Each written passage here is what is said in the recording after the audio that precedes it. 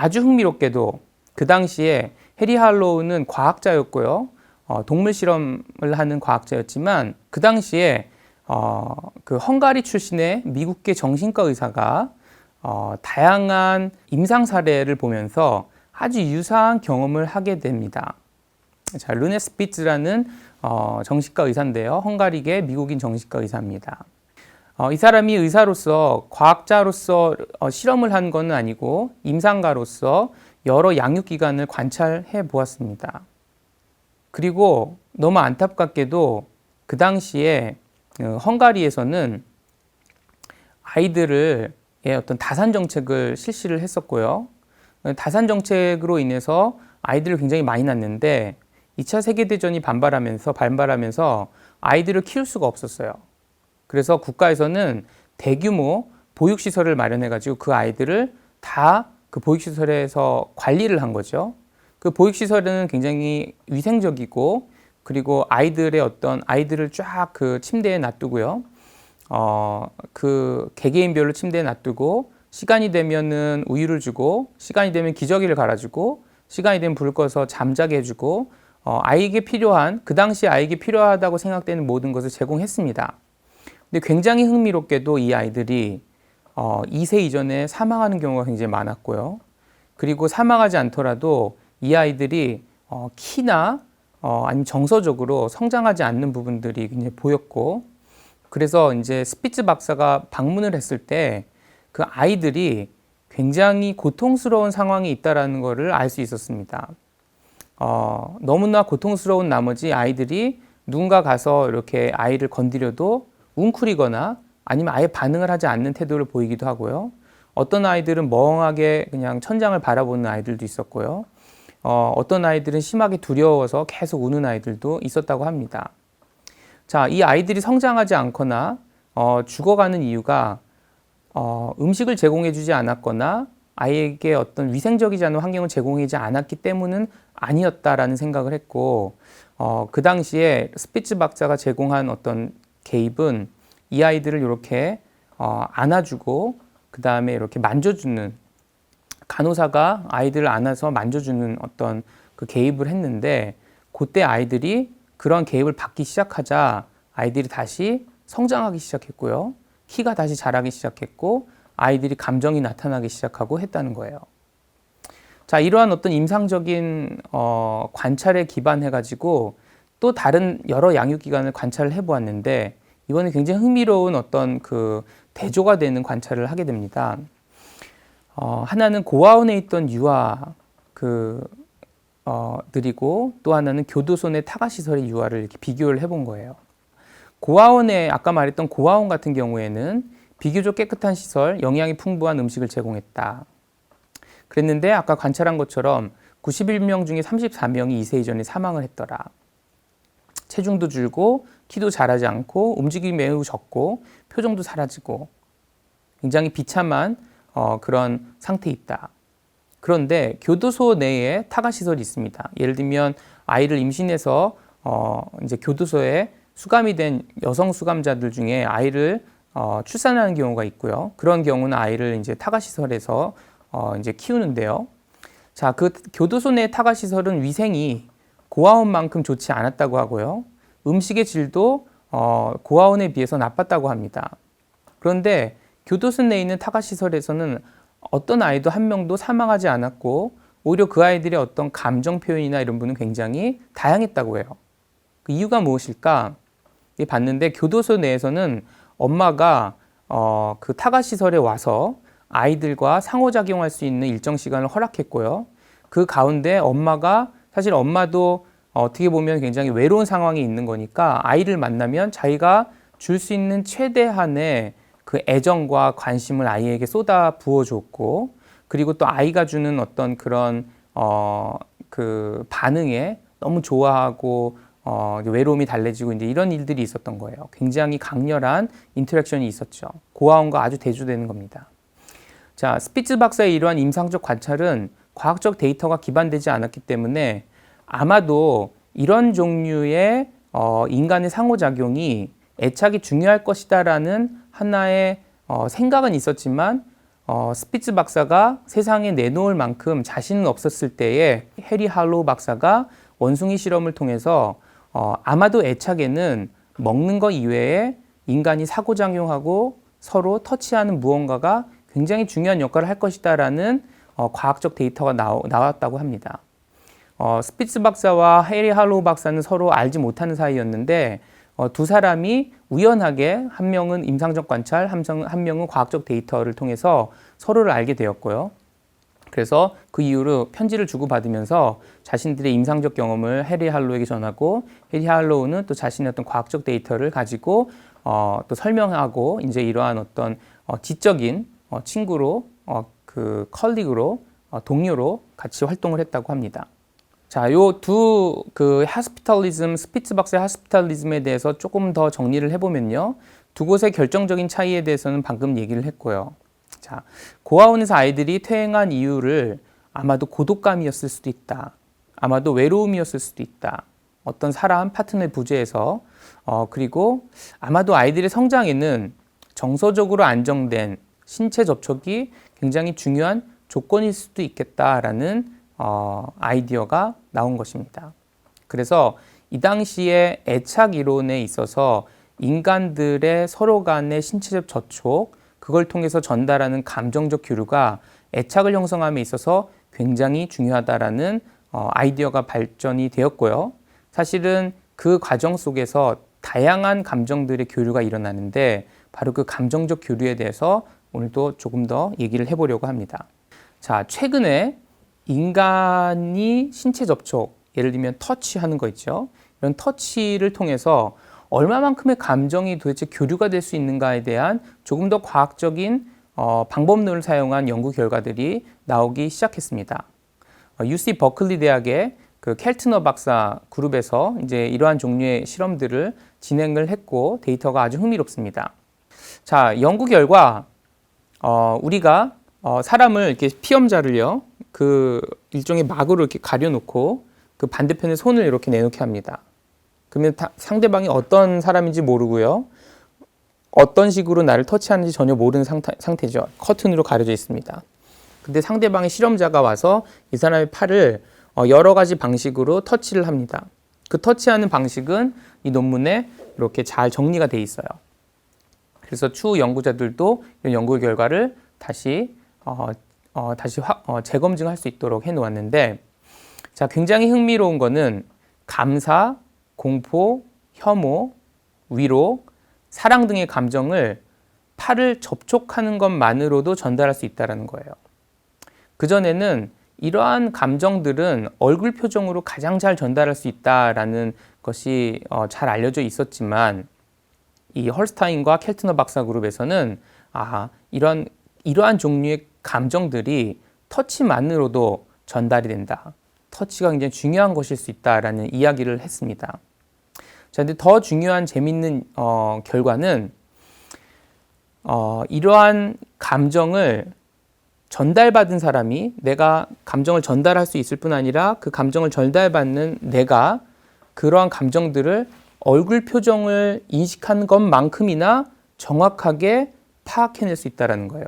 이게 나한테 감사하는 표시의 터치인지, 이 사람이 무서워서 나를 잡는 건지, 이 사람이 나를 혐오스러워서 잡는 건지, 나를 위로하려고 잡는 건지, 나를 사랑하려고 잡는 건지에 대해서 굉장히 비교적 정확하게 그 터치가 전달하는 감정을 인식해낼 수 있다는 거죠. 자, 그리고 두 번째로 굉장히 흥미로운 결과는 얼굴 표정에 비해서 오히려 터치가 여러 가지 긍정적인 감정을 구분해서 표현할 수 있다는 거예요. 자, 생각해 보세요. 우리가 감사하는 마음, 즐거운 마음, 위로한 마음을, 사랑하는 마음을 얼굴 표정으로 다르게 표현할 수 있을까? 굉장히 어려울 겁니다. 감사하는 얼굴 표정과 위로하는 얼굴 표정과 감사하는 얼굴 표정과 사랑하는 얼굴 표정이 굉장히 유사할 수 있습니다. 그런데 터치를 통해서는 감사, 위로, 사랑이 얼굴 표정보다도 더 정확하게 구분되어서 전달될 수 있다는 거죠. 자, 이 얘기는 뭐냐면, 아마도 우리가 어린 시절에 엄마가 아이를 안아서 젖을 주든지 우유를 주든지 아니면 아이를 달랠 때 굉장히 많은 서로 간의 신체적 접촉이 있습니다. 그리고 그 접촉을 통해서 아마도 그 아기는 굉장히 많은 여러 종류의 감정을 전달받을 수 있고, 그리고 특히나 다양한 종류의 긍정적 감정을 전달받을 수 있는 거죠. 그러한 인터랙션을 통해서 아이는 더 많은 애착을 형성할 수 있는 소스를 갖게 되는 것은 아닐까라는 생각을 하게 됩니다. 이러한 연구 결과는 해리 할로우의 그 Nature of Love에 대한 그 원숭이 실험이나 르네 스피츠 박사의 하스피탈리즘에 관련된 임상적 관찰과 굉장히 일치하는 결과라고 할 수 있어요. 자, 또 켈트너 박사 그룹이 이제 또 흥미로운 연구를 또 진행했는데, 자, NBA 농구 선수들을 대상으로 연구를 했습니다. NBA 농구 선수들 사이에 그 시즌 초기에 선수들끼리 하이파이브 같은 시절 접촉을 많이 하는 횟수를 코딩을 했고요. 그 다음에 이 팀들의 전적이 어떨까, 결과가 어떨까를 상관관계를 봤는데, 흥미로운 거는 신체 접촉을 많이 하는 팀에서 선수 개개인과 팀 전체의 경기력이 훨씬 더 좋았다는 거예요. 자, 그런데 또 이게 이제 어떤 게 더 선행이냐, 뭐 경기력이 좋으니까 신체적 접촉을 더 많이 한 거 아니냐, 아니면 원래 접촉을 많이 하는 그런 어떤 그 선수들이 어떻게 보면 더 실력이 있었던 건 아니냐, 뭐 이런 이제 다양한 비판이 있을 수 있죠.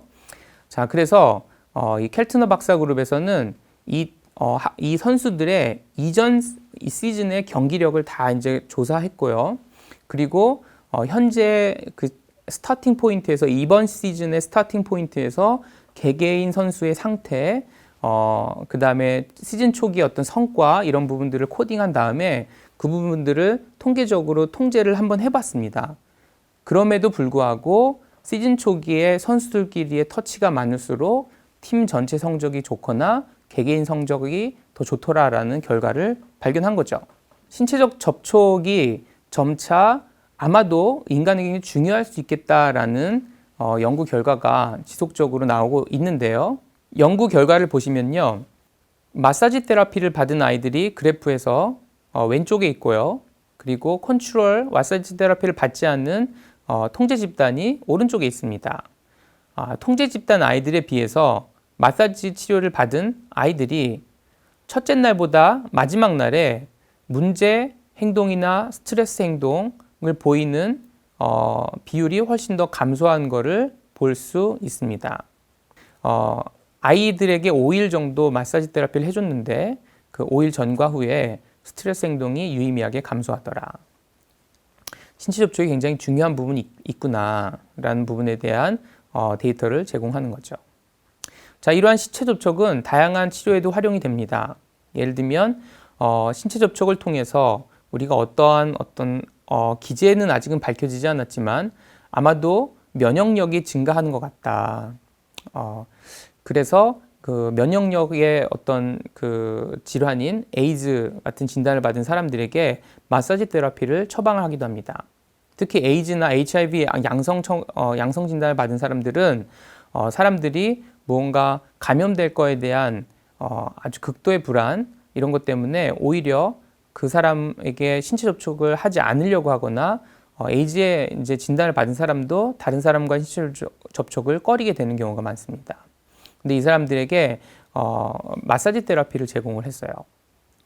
그랬는데 마사지 테라피를 받은 에이즈 양성 진단을 받은 환자들이 마사지 테라피를 받지 않는 사람들에 비해서 면역력이 훨씬 더 좋아졌다.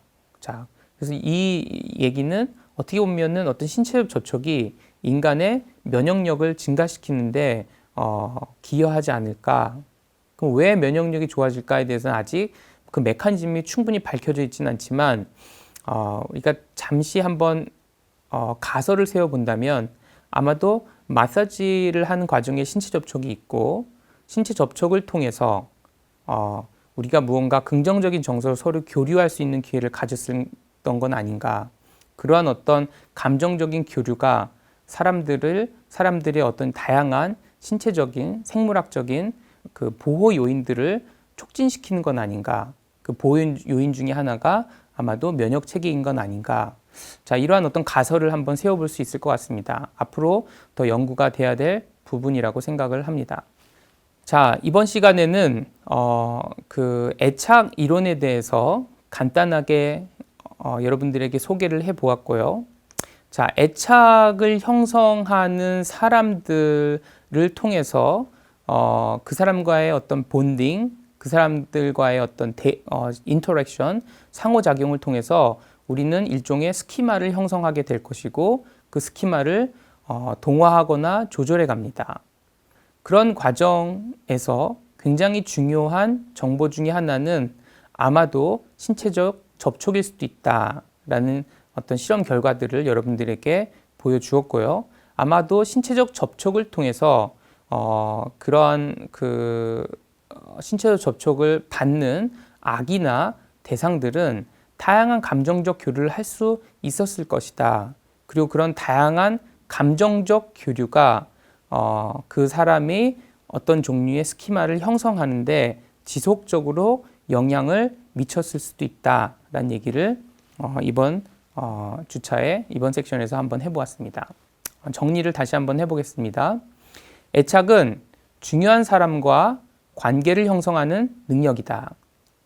여기서 중요한 사람은 부모를 포함해서 그 사람에게 양육을 제공해주는 아주 의미 있는 주변 사람을 모두 포괄할 것입니다. 자, 두 번째, 애착을 형성하는 능력은 인간의 생존에 필수적이다. 자, 그래서 모든 인간은 애착을 형성하려고 합니다. 중요한 사람과. 자, 그런데 어떤 사람과 애착을 형성하는가? 바로 나에게 필요한 나의 욕구를 충족시켜 줄 수 있는 이런 사람, 그런 사람을 포함해서 또한 나와 충분한 정서적인 교감, 교류를 할 수 있는 사람일 것이고요.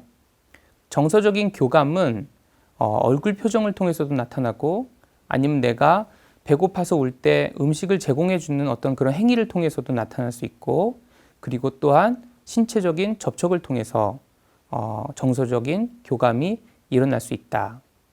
그런데 신체적 접촉이 우리가 인식했던 것보다 더 많은 정서를 정확하게, 특히 긍정적 정서를 정확하게 상대방에 전달할 수 있고 그 전달받은 사람이 정확하게 인식할 수 있다라는 이야기를 했습니다.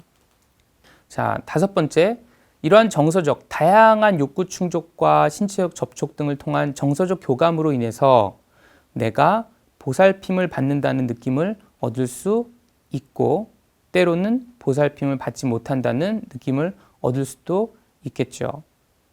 자, 이러한 느낌이 아이들에게는 다양한 스키마를 형성하는데 굉장히 막대한 영향을 끼칠 것입니다. 자, 신체적 접촉은 신체적, 정서적 고통을 견딜 수 있는 능력을 제공하는 것 같다. 예를 들면 루네스피츠의 하스피털리티 실험 같은 경우 아이들이 터치를 하자 다시 자라기 시작했던 것, 감정적인 어떤 다양성이 나타난 것, 또 HIV 양성 판정을 받은 환자들이 면역력이 증가되는 부분, 그리고 NBA 어떤 농구 선수들이 어떤 퍼포먼스가 증가하는 부분, 이런 부분들을 본다면 신체적 접촉이 꽤나 중요한 것 같다. 더 중요한 건 신체적 접촉으로 전달되는 어떤 일종의 감정적인 교류가 꽤나 중요한 것 같다라는 얘기를 할 수 있을 것 같습니다. 자, 오늘 4주차 섹션 첫 번째 섹션을 마무리하겠습니다. 4주차에는 첫 번째 섹션이 강의가 좀 길었는데 여러분들에게 굉장히 중요한 이론과 연구 결과들이 있으니까 잘 살펴보고 습득하길 바라고요. 대신에 섹션 두 번째, 세 번째, 네 번째는 다소 짧게 진행을 하도록 하겠습니다.